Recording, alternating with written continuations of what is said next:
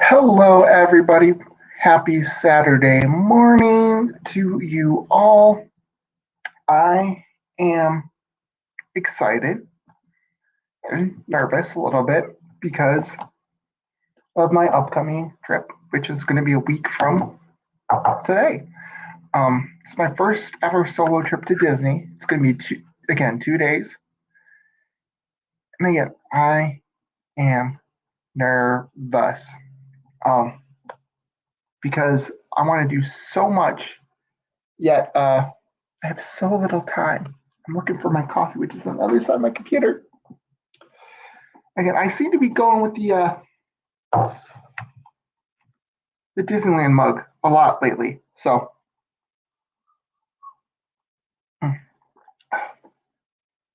I'm excited. So again, I'm getting there late Thursday night. And I'll be there Thursday night, Friday, Saturday, leave Sunday morning. It's gonna be quick, really quick. But like I said, I'm excited. I do have some restaurant reservations. I think we talked about that last week with Le Cellier and the Grand Flirting Cafe on day one. Day two, I don't have any reservations, but I keep checking to see if that Olga Cantina will pop up. But I don't know. We'll see. All I want is the fuzzy tauntaun. That's it. I should have gotten the last time, or the only time I was at Olga's, and actually did have an Olga's reservation back in July, but we ended up not going to Hollywood Studios that day. We switched our park pass, so rightfully so, because we'd done everything in Hollywood Studios once. The second day was just so that we could get Rise of Resistance if we didn't get on the first day. Oops. Knocked my earbud out. And so we spent the second day in an extra in the Magic Kingdom instead. So I don't consider it a bad trade-off for just wanting to do one thing, and that was Olga's. So I'm going to check the app again really soon. But there's been a lot of Disney news. Disney's been spewing out a lot of things in the past week or so. First of all,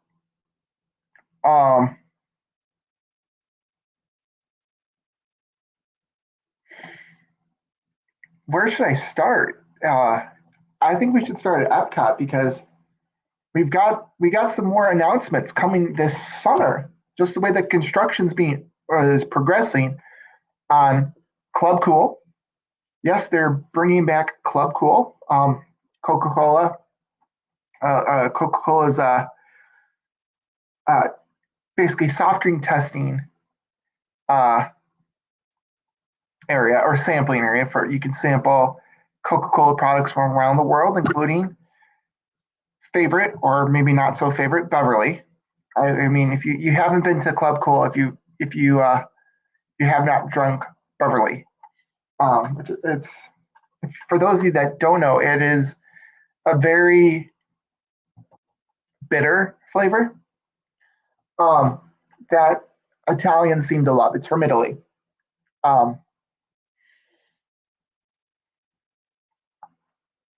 For American palates, it's definitely interesting. We'll just leave it at that. But for the way that I forget how they describe it though. It's like it's paired with dinner, like a finer soft drink or something. I don't know, but it's weird flavored.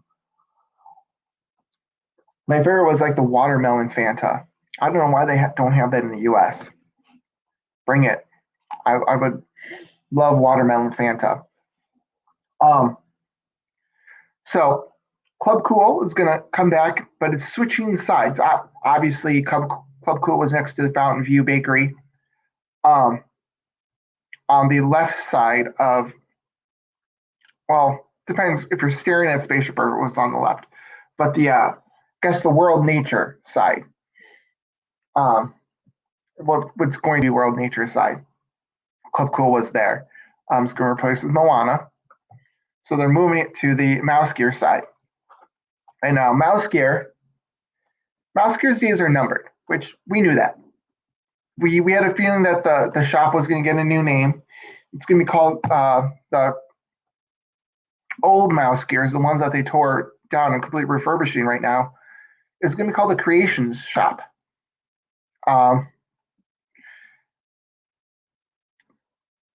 It's going to be near Dreamer's Point, so I get creations, dreaming, and imagination is part of World Celebrate. Like, I get they're trying to push Epcot, at least the old Future World section, into more of that inspiration, imagination, creativity, hence Creation Shop aspect. But it kind of reminds me, if you look at the shop, it really reminds me of just like World Disney or like a generic Disney store. I would like to see, I would have loved to seen at least part of like Future. If this is supposed to be like the main shop um, for Epcot, I would have loved to see some sort of attraction tie-in with like Test Track and Guardians of the Galaxy and the Play Pavilion and Mission Space, um, and then obviously the land and the Living Seas, or excuse me, the Seas with Nemo, Imagination Pavilion. I would like to see all that kind of tied in with that. And it looks like it's just going to be a generic shop with like Mickey Mouse paintings on the wall. It looks modern, don't get me wrong, but I don't know if it's necessarily going to be timeless. I mean, of course, if you use attractions too, that's not necessarily timeless because attractions change all the time. But Creation Shop, I think they could have been a little bit more creative with the name, but it's hard to see. I think for Disney fans, it's always hard to see some change. What else did they announce? They announced that Disney Genie, Josh D'Amaro announced that Disney Genie, this isn't really an announcement, but he basically confirmed that Disney Genie is still on its way. It was supposed to premiere in 2019, end of 2019, early 2020. Coronavirus had other plans for Disney Genie, but it looks to be still on the way. Now, again, if you don't know what Disney Genie is, it's supposed to be a park planning tool. So it's another app on your phone, and from what I understand is you input like it sounds like it's mainly for like first time or infrequent visitors, or you might be visiting at a different time of year. So it's like what rides are popular. Usually it's the same rides, but you don't know, okay, how can I fit all this into my schedule? So you tell Disney Genie, okay, I'm at the Magic Kingdom. I want to ride Peter Pan. I want to ride Splash Mountain, Space Mountain, Thunder Mountain. I want to do It's a Small World. What else? But Haunted Mansion, you put all the rides that you want to do. And if you want to take or where you want to eat as well, let's say you want to do Liberty Tree Tavern and for dinner, Pecos Bills for lunch. You put all that in your phone, and then it comes up with a schedule on how you can do it. Which sounds awesome, doesn't it, right? Let Disney do the planning for you. Which, if you're a first-time person, I could see, first-time visitor, I could see somebody definitely using Disney Genie. And when Bob Chapek was the president of Walt Disney Parks, what he did was he announced that the pitch was definitely for first-time and infrequent visitors. And he said, oh yeah, by the way, people that visit a lot, they're gonna love it too. So that's kind of just like, they also mentioned that, okay, you can switch. Let's say you don't want to do Thunder Mountain anymore, or Thunder Mountain, when the ride broke down. So it'll rearrange things for you to try to do in the most optimal way. it makes me nervous on a couple of things. It's more data for them. Okay, all these people want this, all these people want that ride. And so they're trying to disperse the crowds to minimize wait times as much as possible and spread the crowds a little bit more evenly. That's really what they want to do. So it's just another way for Disney to track your people's habits so that, oh, there isn't a mad rush at 12 o'clock at Cosmic Rays for lunch. It's like, oh, well, you want to ride this ride, you can ride these rides first and then go to It's a way for them to manage crowds and make experiences more enjoyable. But I also see it as a way to bring in paid Fast Pass. I think that's the reason why we have not seen it yet, is that Fast Passes are not back. And I think my gut's telling me is that when they announce Fast Passes are coming back, Disney Genie will release and it's going to have a paid option. Oh, 3 hours for Space Mountain? Well, you can get a Fast Pass right now for $5 per person, so you can skip the line instead of, and really that's the point where I think Fast Pass becomes a line skipping tool rather than a virtual queue. You can buy your way to the front of the line, which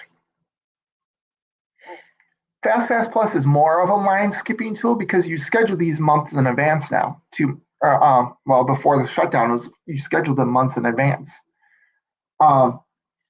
So it's rather than going up to the way that FastPass worked in the beginning is you went up to the front of the line or to the FastPass kiosk or the ride, saw, oh, it's 3 hours for Splash Mountain. There's Fast Passes available. So you get a Fast Pass and it's holding your place in line until that time. That's how it's supposed to work while you're doing other things, whether it be eat lunch or ride another ride or like, oh, let's just shop and kind of relax a little bit or just take a stroll around the park. Something like whatever. Where now I know that Space Mountain's going to have a 3 hour wait at 1 o'clock. Let's schedule the Fast Pass so we don't have to wait in that line. It really has become a line skipping tool.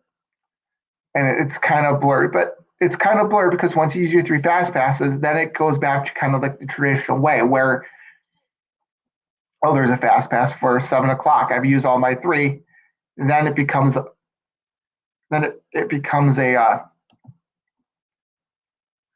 more like a virtual queue. But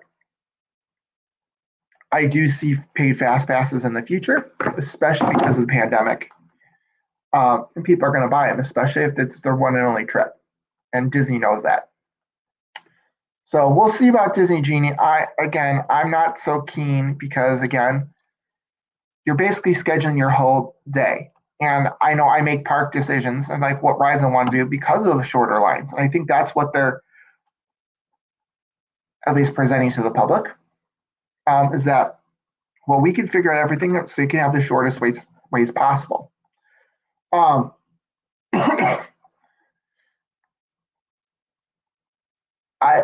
do know, however, there's a couple videos online that I've watched. I think Midway to Main Street is one of the channels about Disney signage and the famous purple signs with the mouse ears that came in the 90s. The purple directional signage, purple and I think yellow, that Disney had designed exclusively for them. Those signs are not necessarily the fastest way to get to a park. So if it says Epcot, turn right, your GPS is saying, no, go straight ahead. Your GPS is actually telling you the shortest way. But the turn right is how Disney manages traffic so that, let's say, World Drive, if you're going to the Magic Kingdom, doesn't back up really far, or if you're going to Epcot, the main arteries don't clog up for everybody, so they take you out of the way to manage traffic a little bit better. So the directional signage, yeah, you're going to get to Epcot, but it might not necessarily be the quickest way, or Hollywood Studios, or Animal Kingdom, or Magic Kingdom, or to whatever your resort, or whatever you're doing. That might not be the quickest way. Just always follow your GPS. So Disney might say this is the most your optimal ride experience or park day experience. You want to fit all these in, but I have a feeling it's going to tell you, oh, you can't do this ride. We don't have enough time for you to do this ride. It's going to tell you you can't do rides that you might actually be able to do. Now, of course, you can follow the schedule that you have there, but you can always make changes, right? So it's like, oh, Peter Pan, telling you this is now the time to Peter Pan. A lot of people are going to trust what Disney says, but is it really the best time to do Peter Pan? Or are they funneling more people purposely there? And is it going to be a longer wait time? Because you're going to have people that change their mind. You can freely walk into attraction. I just wonder what this means for the future, that you're scheduling every ride throughout the full day. I think for some people, they love the fact that I want to have everything. I want to know everything I'm going to do for the day. But then you have vacationers. You really do have vacationers.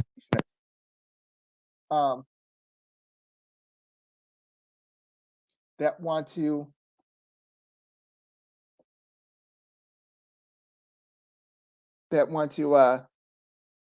be a little bit spontaneous. All right, I noticed something on my thing here. I'm going to mute myself for 1 second.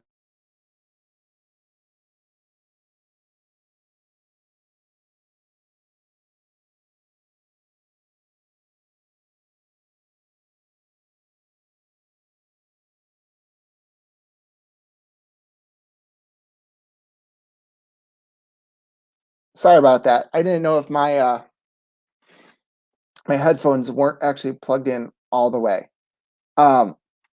So I was just checking to see if you guys could hear me. You could. So headphones in. Hopefully they're working. Hope you can hear me again. So we were just talking about Disney Genie as one of the new things. Now, also this week they announced that Avengers Campus. Now, this actually surprised me. Avengers Campus is opening as of June 1st at Disneyland. So I'm assuming that the Spider-Man ride is going to open. There's going to be some sort of character meet and greets. There's actually going to be Marvel character meet and greets in the Hollywood Pictures backlot. Now they're going to move over in June. I don't know. Again, I don't know exactly what's going to be open, what's not going to be open in Avengers Campus. My guess is that it will be the full experience. But it surprised me that they're opening it early June. I thought that this would be something way down the line. I know that they're doing Remy's Ratatouille Adventure at Epcot in October 1st for the 50th anniversary, which was supposed to be summer of last year. So it's a 1.5 year delay. And the fact that they didn't open it early on in the summer 2020, or it wasn't even like a 1 or 2 month delay. It was it wasn't even like the 3 or 4 month delay. I think they took their time with construction and finishing touches. But I think I know it's ready right now. I think they could probably open this right now if they wanted to.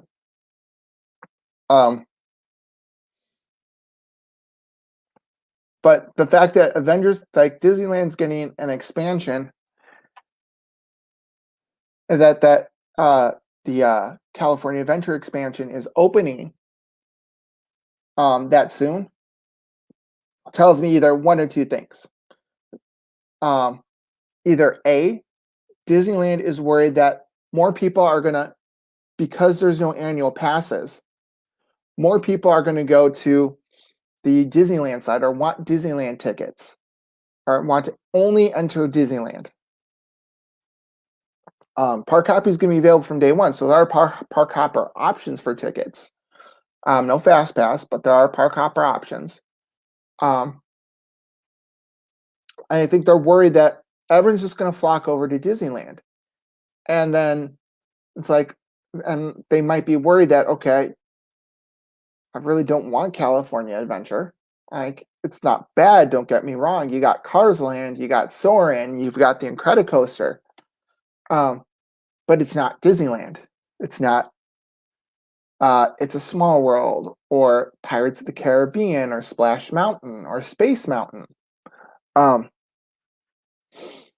want to really ride those rides. So I think that really is a sign that they're worried that more people are going to try to secure a Disneyland reservation, not really secure the California Adventure reservation.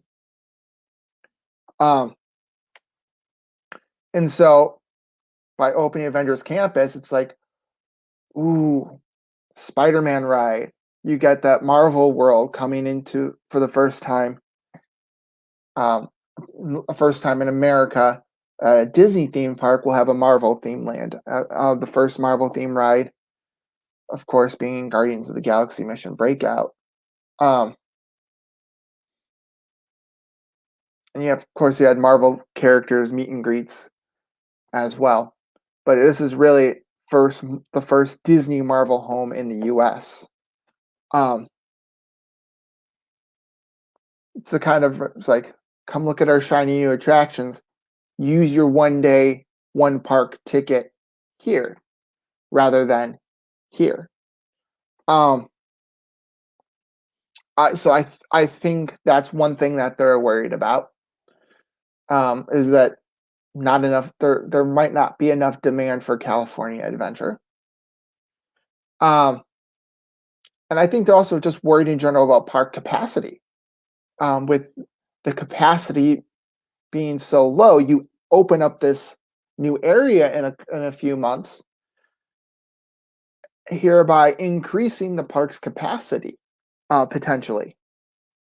I don't know if that does in fact change the park capacity or not. I'm not really too familiar with that aspect, but potentially you have this new land people can roam around, more people can spread out, you can put more people into the park. And so they can increase capacity without actually to increase the percent of people allowed in. And there are going to be, and another factor that might play into this is cast members not getting tested for COVID-19 or submitting to the state of California's twice a week testing protocol.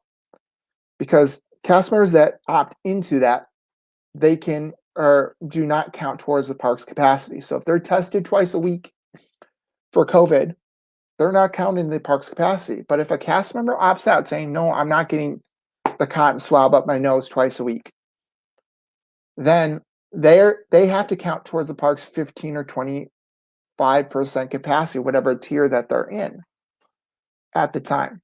So whatever that capacity is affected by whether cast member for the actual guest capacity may not be 15%. It's going to be under 15% if in cast members, and there are going to be cast members just in general for anything. If there is a way to opt out, you're going to have some people opt out. But yeah, so that's kind of my thoughts and feelings on Avengers Campus opening that quickly after Disneyland reopened. It's capacity issues. Definitely, I definitely think capacity is behind it. Not just because you can fit more people into California Adventure, because Disneyland's going to have a rush of people and they need that kind of like, come over to California Adventure. And there are going to be people that are going to buy park hopper tickets and 1 day tickets for both parks. Don't get me wrong, they will. and especially what a lot of people are going to do is that with Rise of Resistance, they're going to use a virtual queue. And if Disneyland's all booked up, you're going to go to California Adventure with their one day park hopper ticket. And I think after 1 o'clock is when you can park hop in California. But that second day, they're going to do something like Hollywood Studios, where in the morning, if you have a Disneyland ticket or a Disneyland ticket, you can book your Rise of Resistance virtual queue at home. And then some point later on the day, you just have to be inside either Disneyland or California Adventure. You do not have to be inside Disneyland to get the second go for Rise of the Resistance. You just have to be in either Disneyland or California Adventure. So you're going to see a lot of people that want to ride Rise of the Resistance, maybe don't have a Disneyland reservation, but they have a park hopper pass. Grab onto that virtual queue for Rise of Resistance that way. And I think Disney might be counting on that, so that California Adventure might be really busy during the morning. And then kind of after 1 o'clock when park hopping starts, if the person has a park hopper ticket, they're going to move over to Disneyland, and Disneyland's going to be crowded for the entire day, whereas California Adventure, the crowds might start weaning out a little bit. And so you might be able to ride some of the California Adventure rides over and over and over again. Although if you're at Disneyland late non-COVID, I was there till park closing 2019. You can do like Matterhorn 3 or 4 times after fireworks or whatever, or near park closing. Because once like 9 o'clock hits, everybody leaves. Everybody leaves. So if you're a guest or a visitor from out of state, or you just know that most of the locals are going to leave, and you're a local yourself and don't want to wait in lines, you wait until 9, 10 o'clock, and then you ride the rides. It's really interesting because, again, that's how we did Matterhorn. We did Matterhorn like 2 or 3 times at the end of the day because the lines were so short. So if there's always a long line and you're willing to stay till like 11 o'clock, if and when Disneyland gets back to that, that's a very good tip. Just wait. You'll be able to ride rides with short lines. And you can do some stuff during the day. Maybe go to a restaurant or explore Tom Sawyer Island, or Pirate's Lair, which is not actually a Disneyland offering on reopening day. But there are things that you can do if you think a line is too long, because there's going to be rides where the lines are not as long. Do those during the day. They're going to be walk-ons at night probably, but do those during the day when it's a little bit longer of a wait, so then you don't have to wait to go on Splash Mountain. Again, Splash Mountain, like during the wintertime, like you're not going to get a lot of people on there at night. So make that your last ride of the day. Go back to your hotel room and then you can get changed. That's another little tip right there. But the other thing I really wanted to talk about is that Mears, the motor coach service that actually Disney uses for the Magical Express. Mears announced recently that they are going to start in January 2022. So when Disney's Magical Express service ends, they're going to start their own service called Mears Connect. Right now, it's just going to be to the Disney area resorts or Disney Resort area. So I don't know if the service is just going to be to Disney World hotels, Disney owned and operated hotels, or if that motor coach service is going to expand to like Swan and Dolphin, for instance, or the downtown Disney areas. A lot of those hotels do have a paid shuttle service. But would they sign on to that? I don't know. But it sounds like it's going to be Magical Express, where you're picked up on a high occupancy vehicle. So I'm thinking most likely it's going to be buses.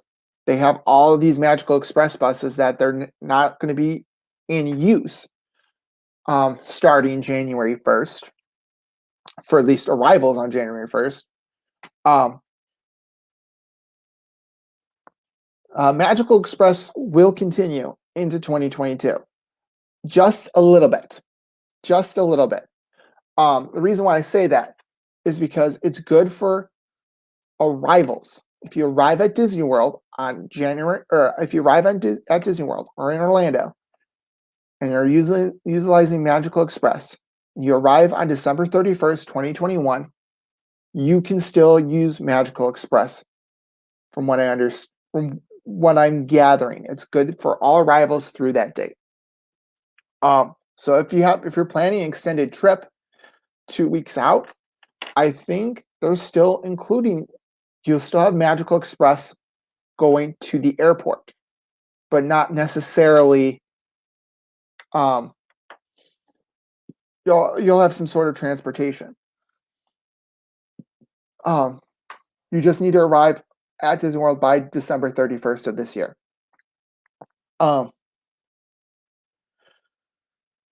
So apparently there's going to be luggage handling services like the old Magical Express of 2020. They'll still grab your luggage for you, and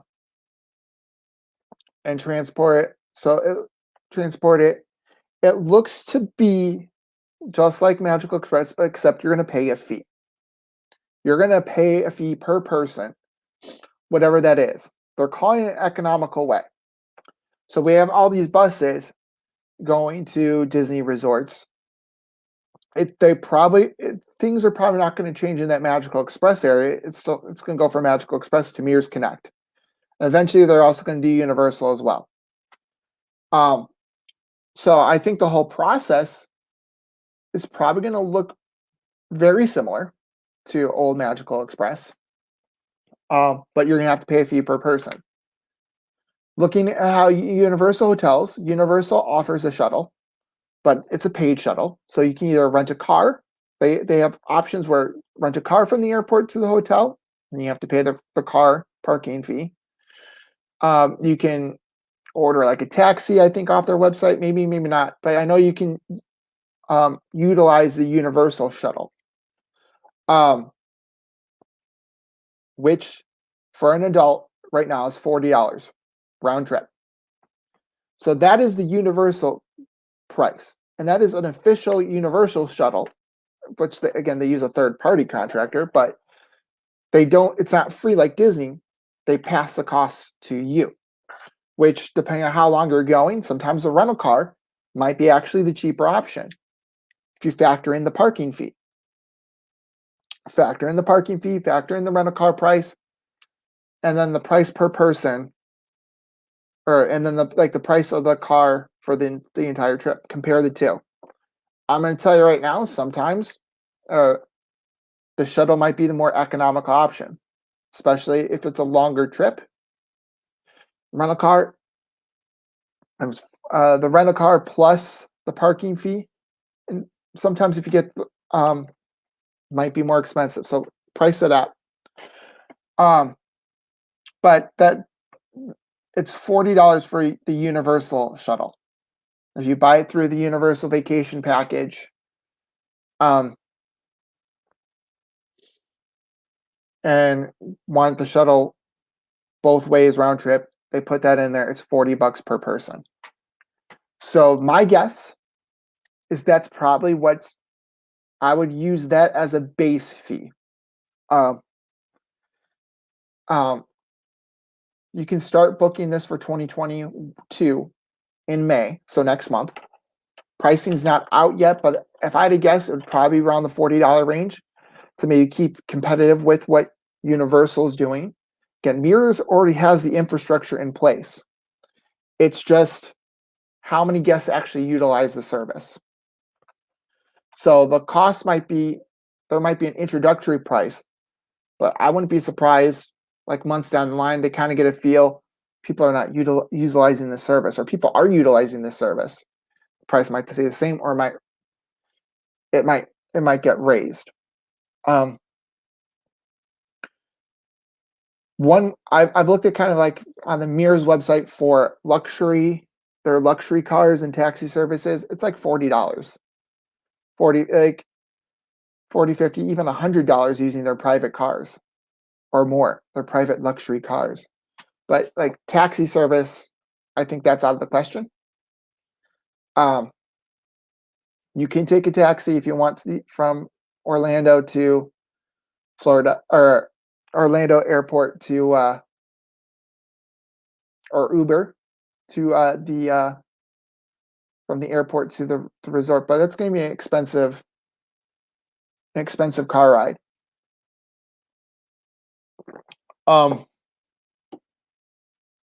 A very expensive car ride.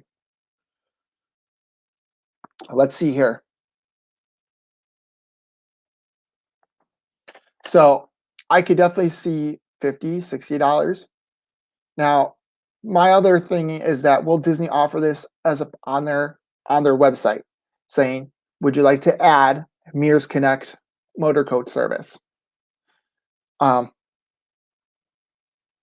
official motor coach, and they make it like an official thing rather than a third party thing, and offer maybe like a discount if you go through the Disney website. Because I think Mears was caught off guard by this. They have a large fleet of buses, too large for them to kind of not offer something. My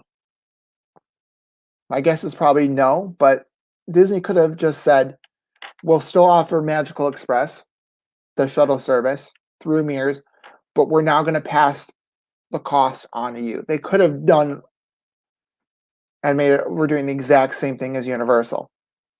As of right now, they're not offering transportation now from the airport to the Disney Resort as they have for the past 16 years, as of 2022. And I think Universal, you can still rent a car through the website. You can get a shuttle through their own website. And so at that point, that's at least one thing Universal's offering that Disney is not.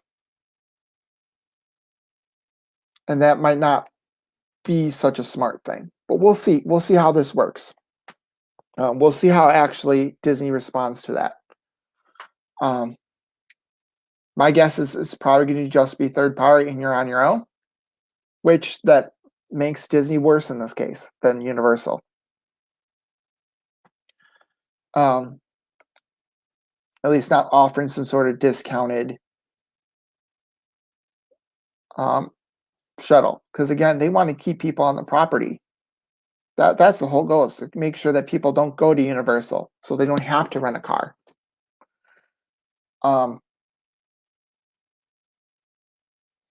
Although I know that Enterprise, before the shutdown, sponsored the ride vehicle testing area or photo opportunity for Tron.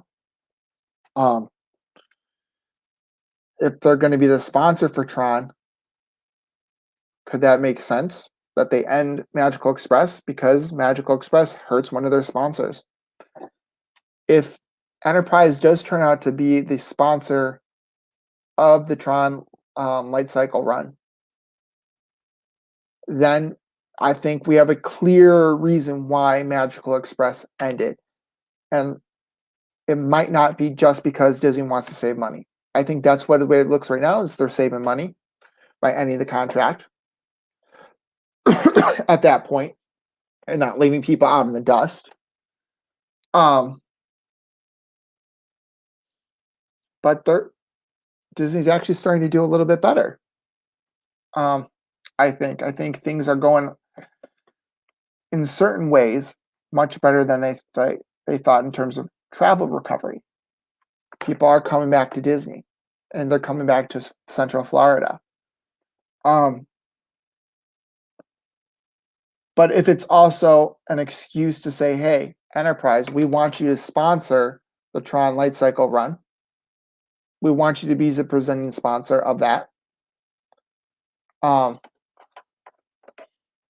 we'll stop Magical Express so we can boost your business. It's not something that's I haven't heard it, kind of listening through all the Disney stuff that I watch and read. It's not something that I've heard, but I think it's something to kind of explore because Enterprise did at least sponsor that photo opportunity. And like, why would Enterprise want us to sponsor the ride vehicle, take a picture with the ride vehicle, unless they're sponsoring the whole entire attraction? Again, things could change when it actually does open, most likely next year. But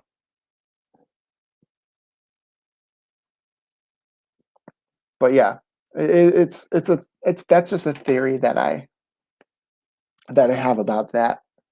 But there's so much news. They're going to do a cast member soft opening for Disneyland. Disneyland Resort ticket prices were released as well. There was so much stuff. Now do I actually have it on the table? I did get a new pin set over the past week or so. It actually arrived, I think, 2 days ago. I'm looking to see if I actually have it on the table. I thought I left it on the table, but I guess it's not here. Oh, darn it. Is it underneath here? Nope. Okay. Thought I had it with me, but if you look on Shop Disney, I believe it's still on Shop Disney. It is the Winnie the Pooh Easter flare pin set, which honestly, I think Disney was trying to set a new trend. Like, oh, we have all these pins. What do people do? They adorn their backpacks with them. They adorn their binders and wallets. They have pin boards. And I think the whole flare pin line was to kind of tap in on that, but it kind of made people think. Made me think like flare pins. Like, how is this different from? Oh no, I got it. It's right here. Flare pins. It's how is this different from regular pins, regular trading pins? And it's not.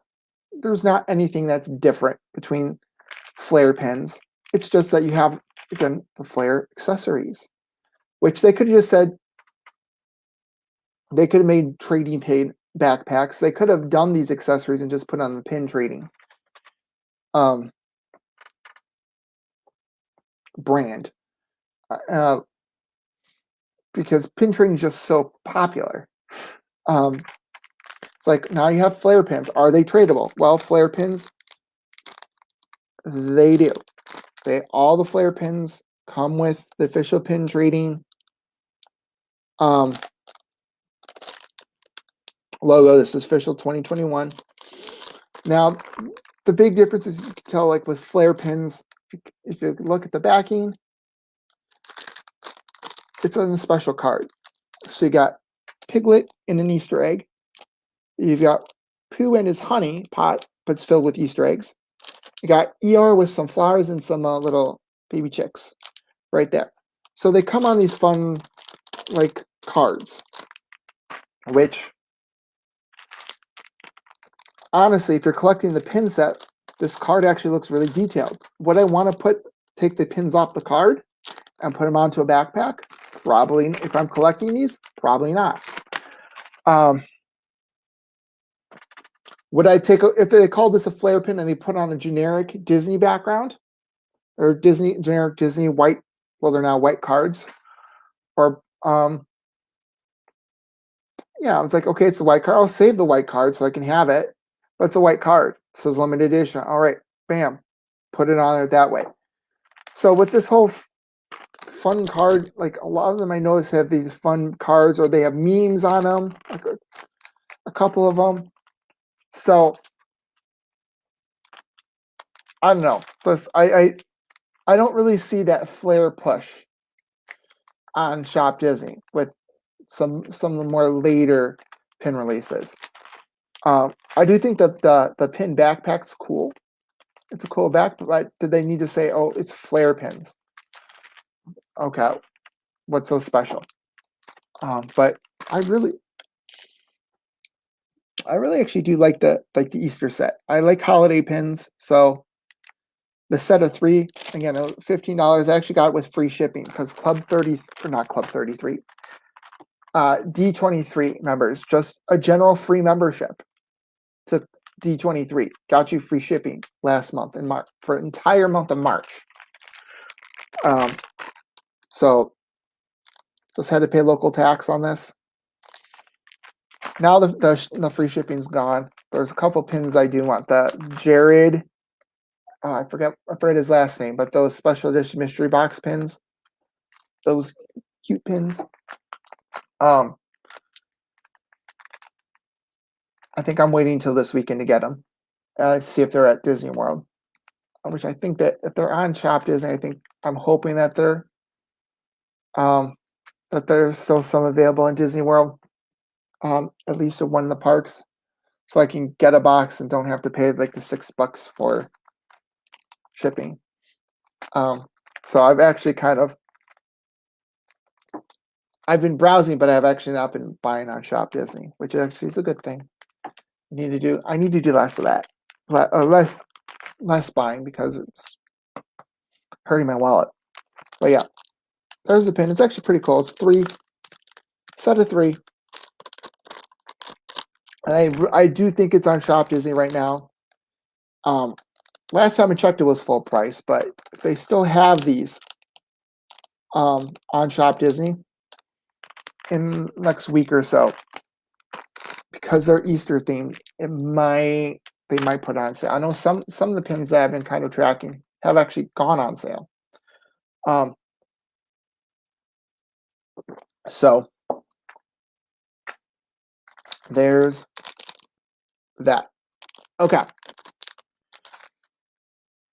We're approaching kind of like the final 10 minutes or so of my weekly Saturday morning stream.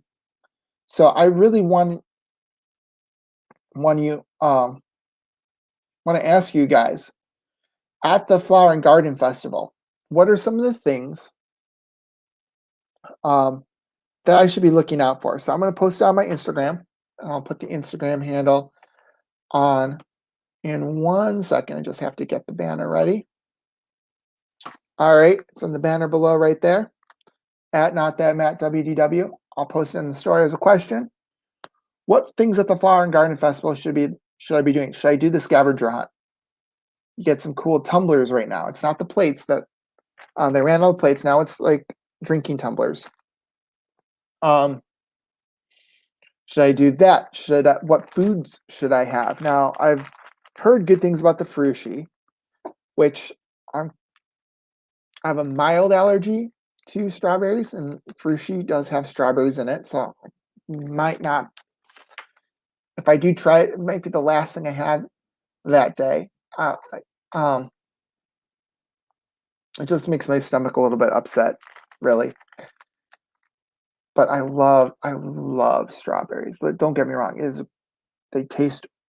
They're healthy. They taste good. Well, maybe not so healthy for me, but I love them I would eat entire packages of strawberries, entire bushels, pints, baskets of strawberries. They would be gone in one day because I would eat them all. And that's how I became allergic.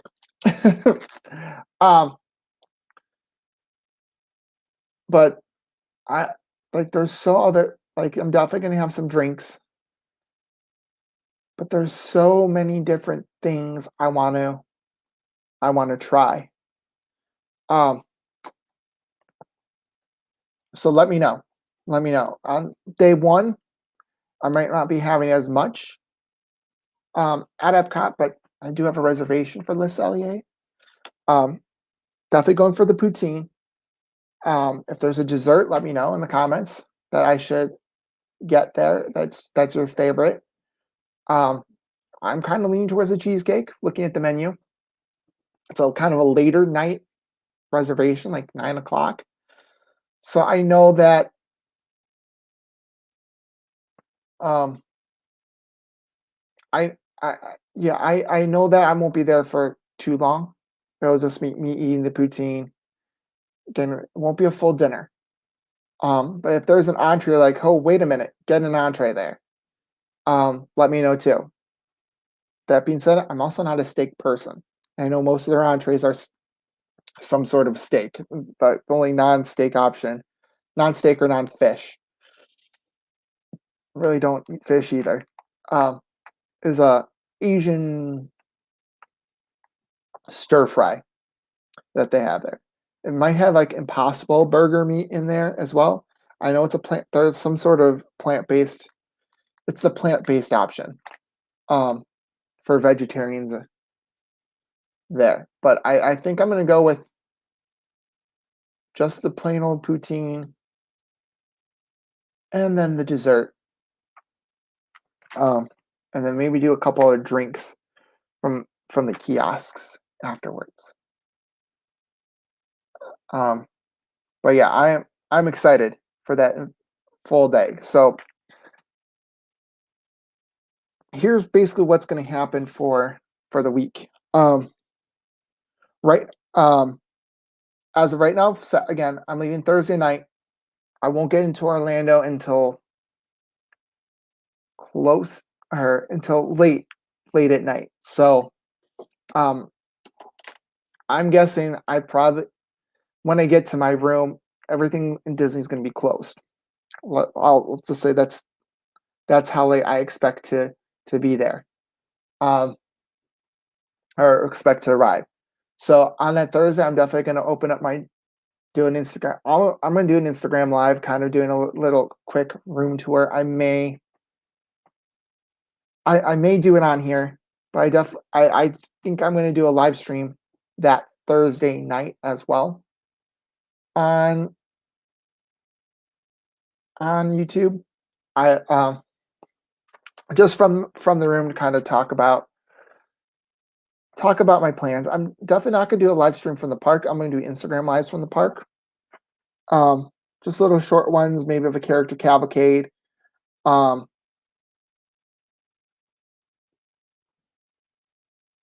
Or two, or just kind of walking through the park. I don't really. It's going to be very, very crude. I don't have a gimbal. I'm not that type of person, but that has a gimbal, I guess. But definitely taking a lot of pictures. I have batteries ready to go. So that's my Thursday plan. Friday, again, it's going to be the Magic Kingdom in the morning, Grand Floridian, and Epcot, maybe Downtown Disney in the middle of the day. Hopefully there's more. Well, that's another thing I want to talk about. Hopefully there's more decorations in the castle. Ride a couple rides. I'm going to try to see if I can do rope drop. If I don't get there for rope drop, I'm going to be disappointed. But I'm going to be super tired. I will be super tired that morning. I might have to just keep my work alarm set for those 2 days. Because I'll be pounding the pavement all day from just my gut feeling. And so we'll do a couple. I'll be doing rides for those two parks. I don't know. I may actually, that first day, once park hopping does start, I may just go to the Animal Kingdom, check out, or walk in, take a picture, then do Hollywood Studios for there, get in, take a picture, ride the Skyliner at Epcot, and spend the rest of the day at Epcot. I might try to do 4 parks in one day: Magic Kingdom, Animal Kingdom, Hollywood Studios, Epcot. So I mean, I know I said my plans are set in stone, but I want to try to do that 4 parks in one day challenge because it's possible, it's doable. but it'll be just kind of going in there, taking a picture, and going. If there's a ride that has a short wait that's nearby, I'll do the ride. But if not, I won't. Although Animal Kingdom, I think, because when I'm there, it's 8 to 8. Animal Kingdom in the evening there might actually be some short waits. So I'm still thinking about what parks I want to do, where I want to be. I know that my Saturday is going to start at Hollywood Studios. Will I try to wake up at 7 o'clock in the morning or like 6:30 to try to get a park pass? Maybe, maybe not. I might explore the boardwalk in the morning, that morning.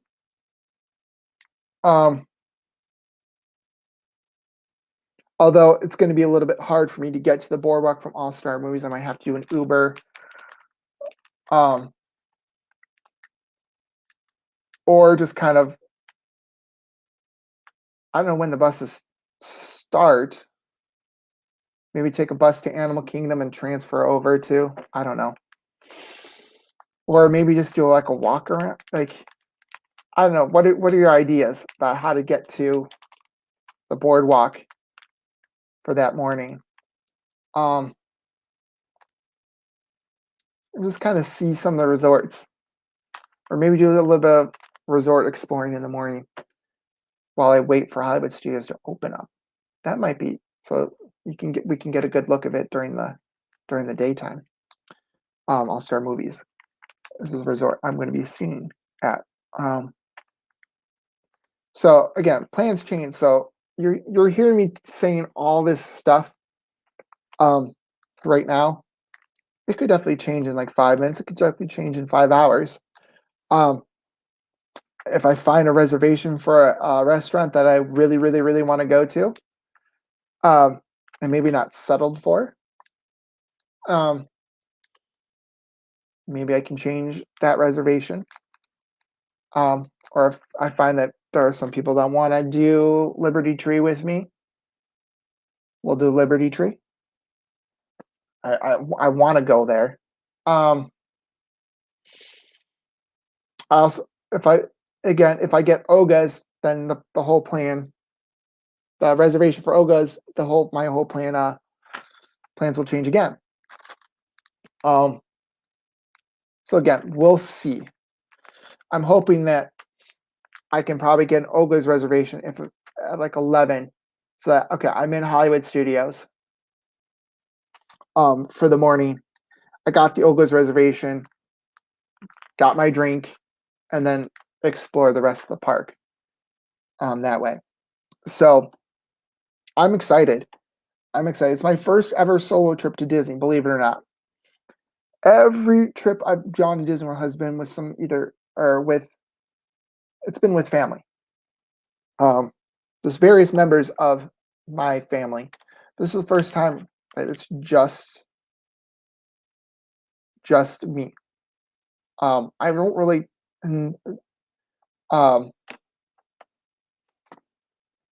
so yeah, that part makes me a little bit sad because the more the merrier, right? But I'm going to have so much to do that I'm not even going to think about it. Maybe once or twice, maybe on the bus rides or waiting in line. Not having a heads up partner in line. But yeah, so if you have any ideas, first of all, for Epcot, what foods I should try, leave in the comments. If you have, again, any tips for me, because Disney, again, the last time I did a trip this short to Disney World was probably a 1-day trip to the Magic Kingdom when I was really little. I have 2 days, but if there's something that you recommend me doing, let me know. I'm open. I'm all ears. I'm open to suggestions. Unfortunately, People Mover is not going to be open. I was hoping to kind of at least do an Instagram live from there and kind of maybe show you the Tron progress. Not going to happen. Thank you, Disney. Thank you, People Mover. It takes really someone who loves the People Mover to get I conquered the people mover as a hat. Let's just say that.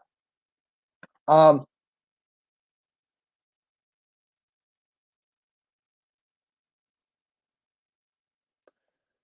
what else do I want to say before I kind of go? Oh yeah, the castle.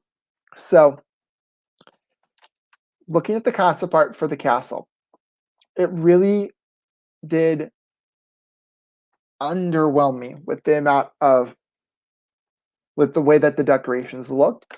It very looked matte, 2D, like they're just gonna put like a sticker or something. And if you look at pictures either posted on like WGWNT or any like sort of Disney fan site or Instagram of the castle decorations with the turret caps, the turret ribbons that are being placed up there, excuse me, by the way, it's much more 3D than I thought it would be. It looks like it's just like a cap, and it's secure. Like there's a blue metal cage that these ribbons are attached to, and they put the blue part goes directly onto the turret. The ribbons are actually not touching it. It's very 3D. It is much more 3D than I thought, and it looks better than the concept art from the few turrets that I've seen done so far. Do I wish some of the bunting went onto the Fantasyland side underneath that castle part with the balcony? Yeah, I do. Maybe they can still incorporate some sort of actual real bunting there and some real signage for the 50th there. That could be a surprise around the corner as we get closer to October 1st. But it looks good. I like the darker color of the turrets. The gold the gold ribbon contrasts so nicely with the blue castle turrets. The contrast, it's a good contrast. I think the iridescence kind of wouldn't have gone well with those ribbons, those gold ribbons. Or maybe that they saw that the reaction, or they kind of took a look at the pictures of the castle, they didn't like it. And so maybe that the solid gold ribbons did turn into, or were supposed to be, rose gold. That could have been it. We don't know. But the fact that it's actually gold, love the new color of the turrets, and they're painting all the Fantasyland roofs that had blue roofs near the castle. They're going to get the new castle blue turret color. So everything's being refreshed on that end as well. They're putting these turrets on the turret ribbons on at night, so you don't have a crane in the middle of your castle photo. And you get, right now, if you take a castle photo, you get a few decorations, and I'm sure they're adding more and more each day. So the amount of decorations that we're seeing right now, it's only going to increase as we go along. It looks to be a little bit lightweight too, because they're not using like the Dreamlight crane as of yet. They're just using a cherry picker. I think that's what's the technical name, a cherry picker.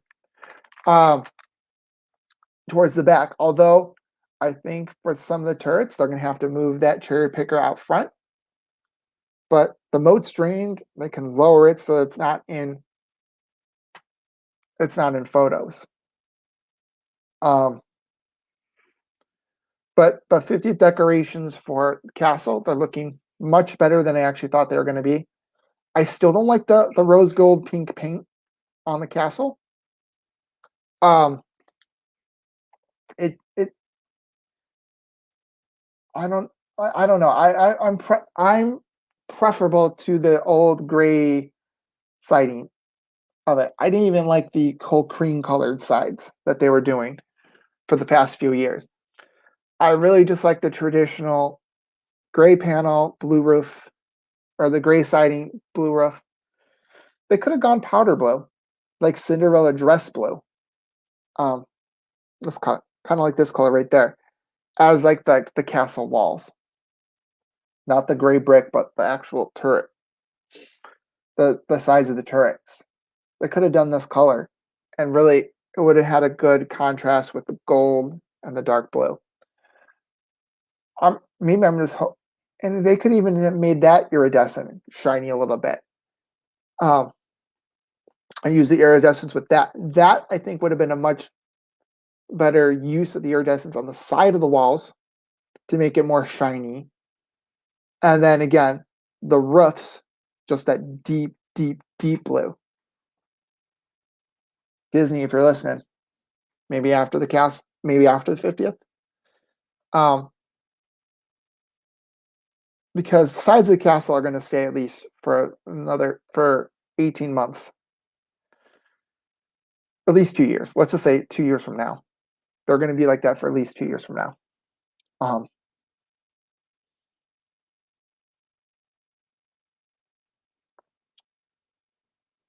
Okay. So the last thing I want to talk about is that Spaceship Earth is being retrofitted with into the beacon of imagination or beacon of magic for the 50th anniversary. But the beacon of magic lighting package is going to stay well beyond. Think of how the sorcerer arm got added over Spaceship Earth with all the stars at the top for the Millennium Celebration. The sorcerer Mickey arm with the wand, right? Instead the year 2000, and then after that, they just switched to Epcot. Said Epcot over Spaceship Earth for a lot of years. I think for at least, was it like 15 years or something, where he had the arm? Because I know, was it in 2011, or was it, maybe it wasn't 15 years. Maybe it was shorter, but I know there were quite a few times where I went and was like, okay, that's cool for the Millennium Celebration, and then they kept it on for 100 Years of Magic because they were using the Sorcerer Mickey hat at Hollywood Studios, well then MGM Studios. That's kind of like the main icon for the celebration for that, and then that stayed after the celebration. That the wand fit that theme. So you had Mickey's hat, Hollywood Studios. Mickey's arm was Epcot. Yeah, interesting, right there. But this lighting package is going to extend beyond. It's going to be introduced for the 50th, but it's going to stay beyond the 50th. So it's going to be enhancement from there on. The pucks are going on like the little screw parts. It looks like a giant screw for where each of those triangular tiles where they kind of meet together, all the triangles. So that's where the light, it kind of looks like one of those like tap lights, really, and they're putting them on those circles. And again, looking at pictures, they're barely noticeable, but again, they're not done, so it's not fully around the sphere yet, or as much of the visible part of the sphere as they want. Which that's going to be interesting of how far north, how far up they're actually going to go with this beacon of light package, because it looks like to be the entire thing. My only thing, again, is that the tiles were designed because you have an inner layer and outer layer. In between the inner layer and the outer layer of Spaceship Earth is a drainage system. And the water, when it rains, the reason why it doesn't rain underneath Spaceship Earth, and you stay dry even though it's a sphere, right, is because the water collects on top, goes through a gutter system, and empties into the World Showcase Lagoon.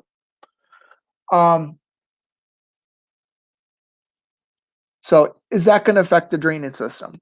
Is this lighting package that they're putting on Spaceship Earth? Because apparently from what I understand, like some of those gaps are supposed to get lights too. Or maybe, or at least that was my understanding of it. That makes me nervous. That Yes, they're putting these lights on the outside, but will affect that drainage. But it doesn't look like that that those lights are really going to be affected or are affecting the overall look of Spaceship Earth. They blend in pretty well. But what doesn't blend in pretty well, if we go on the other side of Spaceship Earth to the World Showcase Lagoon, Harmonious.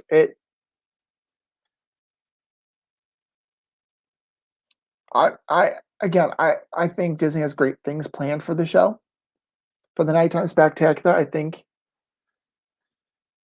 the use of the large projection screen in the middle and the technology that's going to go in, I think it's going to be great. But during the day, you no longer can stare from Canada to China. Like when you're looking at the World Showcase Lagoon, you're looking at Harmonious infrastructure. You're not looking at the other country pavilions. And that's unfortunate.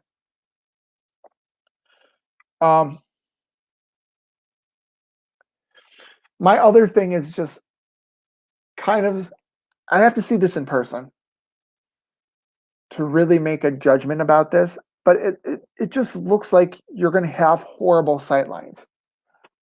The good thing about Reflections of Earth, yes, there are places where you're far away from the Earth globe, although even if you're like on the railing in a part that's close, you're not really seeing what's on the screen. Yeah, I know it's faces of people from around the world. Like I've seen that show so many times to know what the screen is, but and the globe kind of used to travel around and turn, and there was just a whole 3-minute segment where you're just listening to the music and watching the water fountains, while basically the smoke around World Showcase Lagoon kind of cleared, because otherwise you're getting towards the end, you wouldn't be able to see the fireworks. So the screens are definitely going to be bigger, but again, the way that they're positioned, you're going to have to be in front of the screens. And then you have the water screen. The only way that you're really going to be able to see the water screen really clearly and not kind of like how I'm staring at the screen right now, like on a side view, is if you have where the Frozen Frozen After dessert party and the Fast Passes are. So is that going to be like, in order to fully enjoy the show, you have to have a Fast Pass? You have to buy the dessert party? Or are you going to be standing way, way back just to kind of see it all? Is Canada really going to be a good viewing area? Maybe, maybe not. I don't know. Is Norway going to have the same viewing area? You can't be on the other side because American Garden Theater, I think it's a little bit off center. I have to check again. But the other side of the America side of World Showcase Lagoon, you have the American Gardens Theater kind of taking up some viewing locations. And then you have all like the kitchens for the festivals. Those take up viewing spots, potentially better viewing spots. I know they do special events on the Italy platform. You have like a little island with Venetian gondolas. I know a lot of times they close that off for fireworks viewing. That might be a good area. But also you have the little area in between France and Great Britain. Those where the two bridges that connect into this little island right there near the International Gateway. They close that off as well. And that might actually be a good viewing area as well. So we'll see from day one. Nothing's been announced of when it's going to start, but they're in the process of hiring a lead fireworks designer. They're in the process.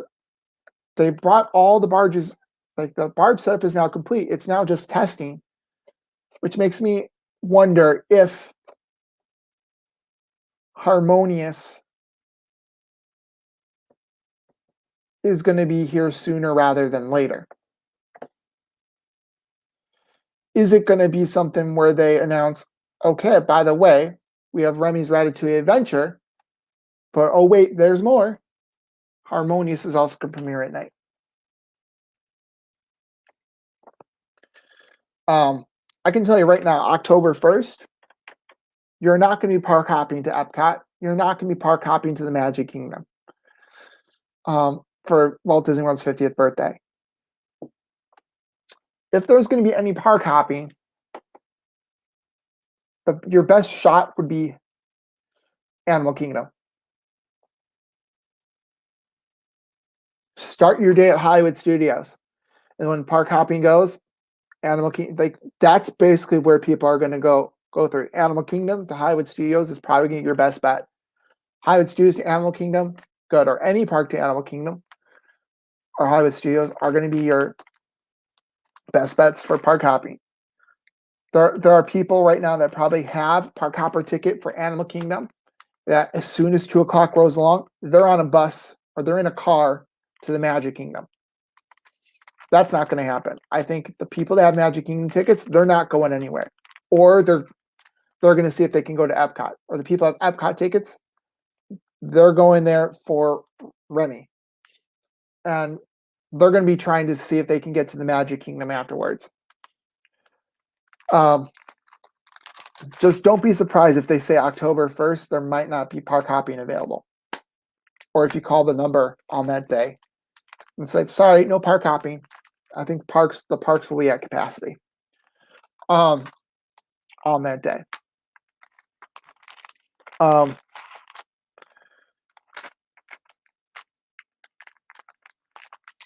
That's kind of it. There's a few other things. I'm going to go on my phone in about a couple of seconds. I'm going to recheck dining reservations for the 2 days that I'm there. And if I see something that I like, we'll change it. I'll update you guys Thursday night on what we're doing in terms of eating the next day, because that's a big part of my trip. And if I already have merch, which I probably won't, but got my wallet ready right now. Right now there's nothing in it, but got my trip wallet. I got my masks ready. Got plenty of masks. Don't get me wrong. I actually did get 2 other masks. And again, I don't have them next to me. But one is the I Heart Walt Disney World in the classic. It's the blue mask. In the retro logo, but it's 100% polyester. And also again, retro logo, kind of like a denim background. One, it was the 2-pack for $12. It's on Shop Disney now still. I thought it was gonna be cotton, which they say again, if you're wearing a mask, you want it to be cotton. I think it definitely fits my face. It would be a good mask to wear if I'm double masking. But these ones, the cotton ones, are supposed to be the best. Cotton ones really don't fit my face all too much. Like it really is a stretch. Like it fits, but there's, I don't know if you can tell, but they're not really. They don't want those gaps. Like it's supposed to go up to the bridge, like right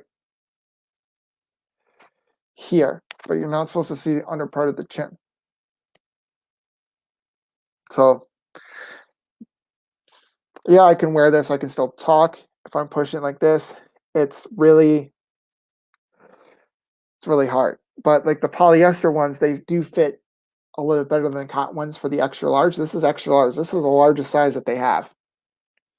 But the extra large and the quote unquote new fabric, the 100% polyester, it's good. It's lightweight. It feels like I'm not wearing the mask at all. Like I know I'm wearing the mask, but it doesn't feel like you're wearing a cotton mask. So if that's an issue for you, I would go with that one. But they say if you can breathe through the mask, like and feels like you're breathing normally, you're probably not getting the same protection as a cloth mask. Or I have my disposal mask right by me too that I'm going to bring as well. But yeah, I will let you know Thursday night where I'm going to go, what I'm going to do, my rough plans, because I like doing things on the fly. And when you're on a 2-day trip, you can't do it that way. So I have a rough idea of what I want to do for those 2 days that I'm there, but I'll fill you in if anything is changing, at least on the restaurant side on Thursday night. So that being said, I've been talking for an hour, 20 minutes. That is, I wanted to keep this to an hour, but I always talk longer than I think I'm going to do. So on that note, no Saturday stream next week on my end, at least Saturday morning at 11:30, 10:30 Central. Our normal time. There won't be one next week.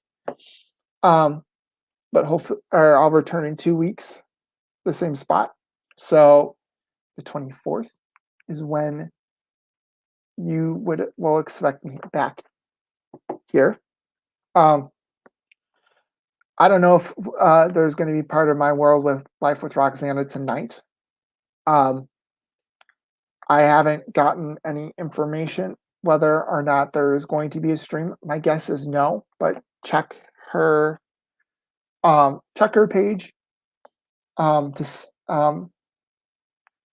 couple times throughout the day to see if she does post an announcement, or her Instagram. She'll post it through her Instagram as well. If not, I'm sure she'll be back the following week. And just stay tuned to my Instagram. So on that note, I will see you guys in infinity and beyond.